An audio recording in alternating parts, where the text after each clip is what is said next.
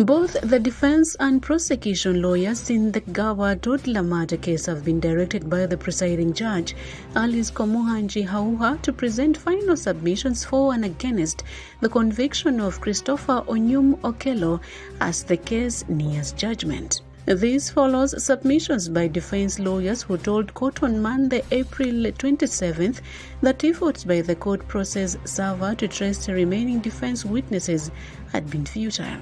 The submissions by both parties will be followed by the judgment summing up the case to the assessors before they advise her on whether to convict or acquit the accused. The hearing is taking place at Ggaba Community Church under the Mobile High Court session.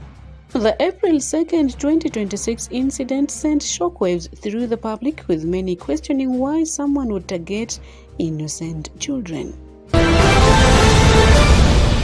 Patrick Koboi Amuriat, the president of the Forum for Democratic Change, has demanded immediate compensation for street vendors affected by recent eviction operations, insisting the government must take responsibility for losses incurred. Addressing the media in Kampala, Amuriat said authorities should provide compensation or restore property destroyed during enforcement, arguing that many vendors had been operating with the knowledge of the Kampala Capital City Authority. You cannot chase away street vendors without first having a credible, dignified plan for where they will go. Amuriat also called for a halt to evictions until a clear and credible relocation plan is established, alongside a transparent and consultative process for future trade regulations. His remarks come as the government last week suspended enforcement of controversial trade order across the country following mounting pressure from Parliament and public outcry over the treatment of urban vendors. A California man accused of storming a gala dinner attended by President Donald Trump was to appear in court Monday over a shooting that marks the latest spasm of political violence in deeply divided America.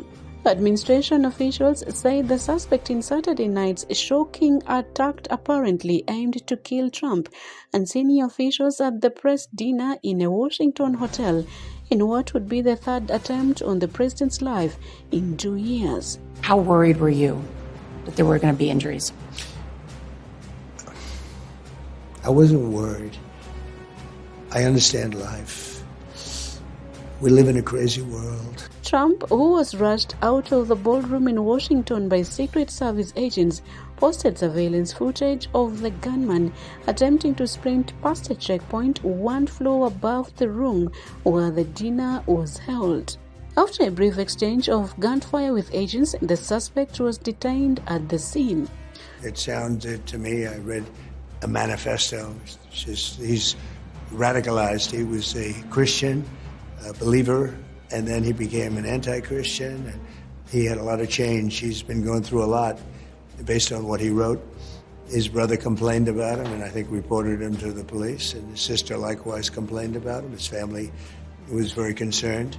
He was probably a pretty sick guy. Trump shared photos of the suspect handcuffed on the carpeted hotel floor, lying shirtless and face down.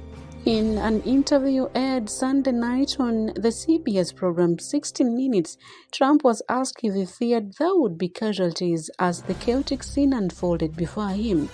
Washington's government and media elite in formal attire ducking for cover at a fancy dinner.